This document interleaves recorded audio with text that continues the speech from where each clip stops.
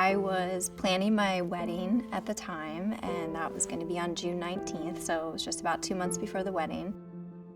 I noticed a little nerve symptom in my calf, and it was every time that I sat down or crossed my legs, and I felt just a little tiny symptom. And as a physical therapist, I was looking for an answer or a reason that it might be happening. I went for an MRI, and shortly thereafter, I received the dreaded phone call.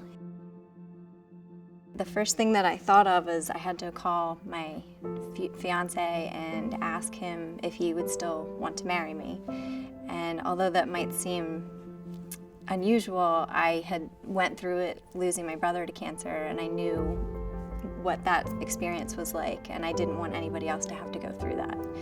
I also had to call my parents, who have already lost their son, and so, sorry.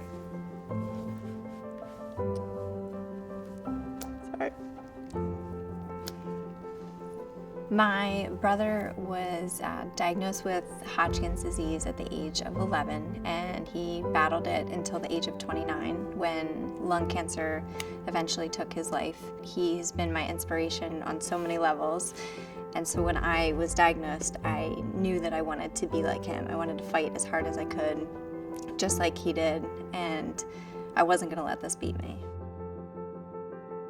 I think one of the benefits of being here at Penn is that we have an interdisciplinary sarcoma team. In fact, have many different interdisciplinary teams at Penn. And there's a great value in all of the people participating, and certainly Arianne's case was presented, and we were able to communicate with each other to discuss sequencing of chemotherapy, radiation therapy, and surgery. After I did my first 3 rounds of chemotherapy, I was fortunate enough that they said that I could I could get married and I could go on my honeymoon to Costa Rica. So I did that, and I felt great at my wedding. I had a huge wedding, and no one would have ever known, especially with my beautiful wig. And then I started radiation treatment. I recommended that Arianne move forward with proton therapy. First and foremost, given her age, we know that protons potentially has the ability to reduce the risk of a radiation-induced cancer decades in the future. Using protons, it allows us to target the tumor and greatly reduce the collateral exposure of the radiation to the healthy tissue that we want to avoid. And in a young woman such as Arianne, that's critical to her well-being going forward. I've always had a really, really strong passion for movement and for changing lives. When I had the opportunity to train for American Ninja Warrior, it was right up my alley.